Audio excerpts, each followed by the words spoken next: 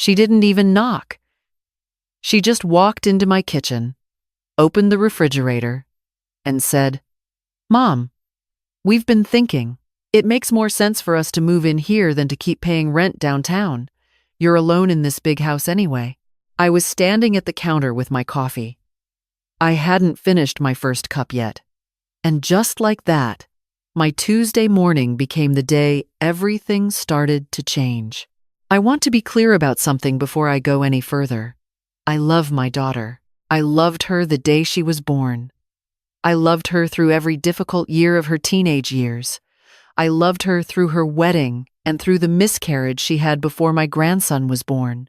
And I love her now, even after everything that happened. But love does not mean you let someone walk into your life and slowly make you invisible inside your own home. I learned that the hard way. And if you are a woman of a certain age, if you have children who have grown up and started to see you as a convenience rather than a person, I think you already know exactly what I mean. My name is not important. What is important is that I am 68 years old. I lived, in a house that my late husband and I bought together 31 years ago. We raised our daughter in that house. We painted every room together. We planted the rose bushes along the front walkway. When my husband passed away from a heart attack 3 years ago, that house became the thing I held on to. It smelled like him. It had his workshop in the garage. It had the window he fixed 17 times because the latch was always broken, and he could never bring himself to replace it completely because he said it gave him something to do on Sunday afternoons. That house was mine. When my daughter and her husband first proposed the idea, I said I needed time to think. I told them it was a big decision. My daughter said, "Of course, take all the time you need," and then called me 4 times in the next 2 days to talk about how much money they would save and how much better it would be for my grandson to grow up with a grandmother in the house. My grandson was 2 at the time. His name is not important either, but he had these round, serious eyes that looked just like my husband's, and when he toddled over to me and grabbed my finger, I melted every single time. That was the part that got me, not the logic. The finger grabbing. I said yes. My daughter and her husband moved in on a Saturday in October. I had cleared out the guest room for them, which was the second largest bedroom in the house. My room, the master bedroom, was mine. That had been made clear. I said it gently, but I said it plainly. I am happy to share my home, but the master bedroom is my room. My daughter said, "Of course, Mom. We would never ask you for that." She didn't have to ask. She didn't have to ask for most things. That was something I would come to understand only gradually. The way you understand that water has been seeping into a basement wall, not in one dramatic flood, but quietly, persistently, until one day you press your hand against the drywall and feel it give. The first few months were actually fine. Better than fine, some days. Having a toddler in the house meant noise and mess and plastic toys on the floor, but it also meant that my mornings had a shape to them. I would wake up and hear little feet running down the hallway. My daughter and I would have coffee together before her husband left for work. On weekends, the 4 of us would sometimes have breakfast together, and it felt, in those moments, like a kind of grace I had not expected to find on the other side of grief. But somewhere around month 4, things began to shift. Small things, at first. My daughter started buying groceries without asking what I needed, replacing my brands with hers, rearranging the pantry so that everything was where she could reach it easily. I didn't say anything. It seemed petty. She was contributing to the household. She had a right to organize the kitchen. Then she started having her friends over for dinner on Thursday nights. At first, she would mention it the day before. Then she stopped mentioning it at all. I would come downstairs to find 4 women sitting around my dining room table, talking over a bottle of wine I had bought, and my daughter would say, "Oh, Mom, you don't mind, right? We'll clean up." I always said I didn't mind. I always did mind. But I kept telling myself that this was what sharing a home looked like. That I was being too sensitive. That it was just a table and a bottle of wine. The Thursday nights became a standing thing. So did the assumption that I would watch my grandson while my daughter went to her Thursday dinners. Nobody asked me directly. It just became the structure of those evenings. My daughter would put her shoes on around 6:30, and her husband was never home before 8. And my grandson would look at me with those round, serious eyes, and I would think, how do you say no to that face? I didn't say no. Not then. What I did, what I had been doing without fully realizing it, was making myself smaller. Taking my coffee to my bedroom instead of the kitchen when the house felt too full. Eating dinner at 5 o'clock before anyone else came home so I wouldn't have to navigate what we were all having. Tiptoeing around my own laundry room because my daughter had a very particular system for the way she sorted clothes, and the one time I had washed a load on the wrong cycle, she had said, in a very even voice, "Mom, it's just easier if I handle the laundry." I was 68 years old and I had been told, gently and reasonably, that it was easier if someone else handled the laundry in my own house. I want to tell you about my bedroom because I think it matters. After my husband passed, I kept his side of the bed the same for almost a year. His reading glasses stayed on the nightstand. His book stayed open to page 144, which is where he had stopped. I know that sounds strange. Maybe it was. But grief is not logical, and that room was the last place in the world where I felt him most. When my daughter moved in, she never came into my room without knocking. I will give her that. But she commented, once, with the best intentions, that it might be time to redecorate. Something lighter, she said. It's such a big room. It feels heavy. I thanked her for the thought and changed the subject. The conversation I need to tell you about happened on a Wednesday afternoon in March. My daughter came home earlier than usual. I was in the backyard, sitting in the lawn chair by the rose bushes, just sitting, which is something I had started doing less and less because there was always something happening in the house, and sitting outside by myself felt vaguely like a protest. My daughter came through the back door and stood on the porch and said, "Mom, I wanted to talk to you about something." She said she and her husband had been discussing the layout of the house. She said that with my grandson getting older, he really needed his own room, and he had been sleeping in a corner of their room on a toddler bed, and it was getting tight. She said she had been thinking, and she wanted me to hear her out before I reacted, that the master bedroom was really very large. And if I were in the smaller guest room, which was still a perfectly nice room, then my grandson could have his own space, and everything would feel less cramped. I sat there for a moment with my hands in my lap. I want to be honest about what I felt in that moment. Because it was not a simple feeling. There was anger, yes, but underneath the anger there was something older and sadder, which was the recognition that I had let this come.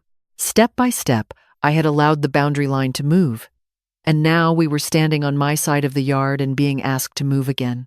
I said, very calmly, that the master bedroom was my room, that this had been agreed upon when they moved in, that I was glad to help with my grandson's situation, and we could think about other solutions, but that I was not moving out of my bedroom. My daughter looked at me with an expression I had never seen from her before. Not anger exactly, disappointment, almost, as if I had failed some test I hadn't known I was taking. She said, "Mom, we do a lot for you. We're here if you need help. We take care of things around the house. I just thought you would want to do something for us too." I said I had given them my home. She said, "We pay a portion of the utilities." I did not respond to that. She went back inside. I stayed in the lawn chair by the rose bushes for a long time. The light changed. The air got cooler. I thought about my husband. I thought about what he would have said. He had been a quiet man, but he had a way of seeing through complicated situations to the simple thing at the center.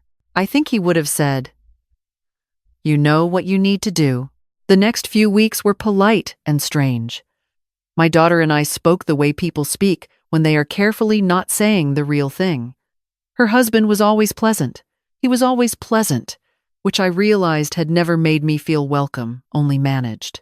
My grandson continued to look at me with his serious eyes and grab my finger, and I loved him ferociously, and that made everything harder. I started spending more time in my bedroom. I told myself it was just while things settled down. But I knew, in the way you know things you are not ready to say out loud, that things were not going to settle down. Things were only going to get more settled, just not in a way that served me. In April, my daughter hired someone to repaint the living room without asking me. She mentioned it the night before as something that had already been decided. A contractor was coming at 8 in the morning. They were going with a warm gray instead of the cream color that had been on those walls since 2009. She had already picked up the samples and everything matched beautifully, and she was really excited about it. I asked if she had considered asking me first. She said, "Mom, the living room is a shared space. We all live here." That was the word that finally crystallized something for me. As if the balance of that word had quietly shifted without my noticing. As if the house itself had stopped being mine and become something held in common, something I had a share in, rather than something I owned absolutely and had chosen to share. I did not sleep well that night. The painter came and went. The living room was a warm gray. It was a perfectly nice gray. I hated it. I called my friend Helen the following week. Helen and I have known each other for 27 years. She says things I don't want to hear in a voice that makes me able to hear them. I told her everything, sitting in my car in the driveway, because I didn't want my daughter to overhear me, and when I finished, there was a pause on the line. Helen said, "Sweetheart, I'm going to ask you something, and I want you to think before you answer. Whose name is on the deed?" I said, "Mine." She said, "Then why are you sitting in your car?" I drove to my attorney's office the following Thursday. My attorney is a woman about 10 years younger than me, who has a direct manner and very little patience for hedging. I told her the situation. She listened without interrupting. Then she said that as the sole owner of the property, I had every right to ask my daughter and her husband to vacate, and that given there was no formal rental agreement and no lease, the appropriate notice period in my state was 30 days. 30 days. I held that number on the drive home. 30 days was not forever. 30 days was 1 month.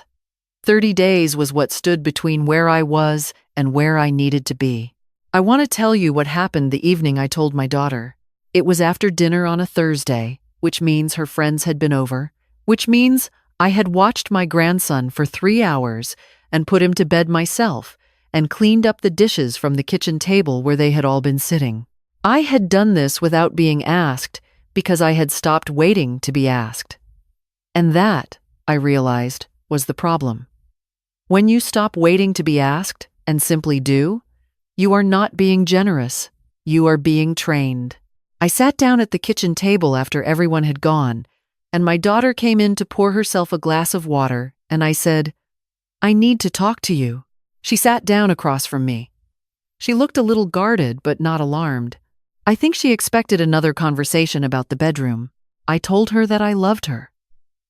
I said it first because it was true, and because I needed her to hear it before anything else. I said that having her and her family in my home had given me things I had not expected after her father died, and that I was grateful for those things. Then I said that it had also cost me things I had not expected to pay, and that I had not been honest with her or with myself about those costs. I told her I was asking her and her husband and my grandson to find a new home. I told her they had 30 days. She looked at me for a long moment without speaking. Then she said, "Mom, after everything we've done for you, everything we give up to be here for you, and you just sit there and act like we're tenants." I said, "I am your mother. This is my house, and I am asking you, respectfully and with love, to make a plan to leave." She said her husband had given up a job opportunity across town to stay nearby for my sake. She said she had turned down a girls' trip in January because she hadn't felt comfortable leaving me alone for a week. She said they were here because they cared about me, and if I couldn't see that, then I didn't understand what this family had sacrificed. I had heard versions of this before. The language of sacrifice, used as a ledger. Everything done for me, tallied and presented when needed as evidence of debt. I had spent the better part of 2 years feeling like I owed something I could never quite repay, and I was done. I said, "I know you care about me, and I am asking you to go." She left the kitchen. I heard her upstairs talking to her husband in a low, tight voice. I sat at the kitchen table, and I looked at the warm, gray living room through the doorway, and I thought, I am going to paint that room again. I am going to paint it any color I want. I am going to do it on a Sunday afternoon with the window open, and I am going to drink my coffee from my own mug at my own table, and it is going to feel like breathing again. The next 2 weeks were the hardest. My daughter went quiet in a way that was worse than anger. Her husband was still pleasant, but a different kind of pleasant, the kind that is performing for an audience. My grandson did not know any of this, of course. He still toddled over to me in the mornings and grabbed my finger with his whole hand. One evening, he climbed into my lap while I was reading in the armchair and fell asleep there, and I sat very still for a long time so as not to wake him, and I cried quietly because I loved him, and because choosing yourself sometimes means choosing something that costs you pain. Nobody tells you that. Nobody tells you that doing the right thing for yourself can hurt just as much as doing the wrong thing for everyone else. My daughter and her husband found an apartment 20 minutes away. They signed a lease in week 3. On the last day of the 30 days, they moved out on a Saturday morning. My daughter hugged me goodbye. It was a real hug, not the careful kind. She held on for a moment longer than I expected. She said quietly into my shoulder, "I didn't realize." I held on to her and I said, "I know you didn't." My grandson waved from his car seat as they pulled out of the driveway. I stood on the front walk between the rose bushes and waved back until the car turned the corner and disappeared. Then I went inside. The house was quiet in the way it had been before they arrived, but different. Not the sad quiet of after my husband died, the hollow kind that rings when you walk through a room. This was a quieter quiet, the kind that has room in it. Room for your own thoughts, room for your own schedule, room for a cup of coffee at 10 in the morning standing at the kitchen counter without adjusting yourself around anyone else's presence. I stood in my living room for a minute and looked at the warm gray walls. I went to the hardware store that afternoon and came home with 3 sample cards. One of them was a soft yellow, almost like butter, like the color of early morning. I painted a square of it on the wall beside the window. I stood back and looked at it. It was exactly right. Here is what I want you to know. If you have stayed with me this long, I do not tell this story to make my daughter into a villain. She is not a villain. She is a person who had needs and who found, gradually, a way to meet them that did not account for mine. That can happen to good people. It can happen to people who love you. It can happen without anyone intending harm, and it can still cause it. I also do not tell this story to say that family cannot share a home, or that children do not sometimes need help from their parents. I believe in both of those things. I would do it differently now. Not never, but differently. With a conversation at the beginning. With a written agreement. With a clearer articulation of what I needed too, not just what I was willing to give. What I want you to know is this. The moment I said the words out loud, the moment I sat across from my daughter and named what had happened and asked for what I needed, something shifted in me that I had not felt shift in 3 years. It was not a dramatic shift. It was quiet, but it was real. The same way the light changes when you open a window you didn't realize you had stopped opening. You are allowed to have needs. You are allowed to state them. You are allowed to hold the line, even when the person on the other side of it loves you, and you love them, even when it costs something, even when it hurts. You raised your children. You gave them everything you had. You watched them build their lives and you were proud of every bit of it. And now you are allowed to build yours too, or rebuild it, or simply tend to what remains of it. A house, or a morning, or a cup of coffee, or a square of yellow paint on a wall. That is enough. You are enough. You are not just a place where other people's lives happen to take place. You are not a solution to someone else's problem. You are a person. You are the main character in your own story, and you have the right to tell it your way.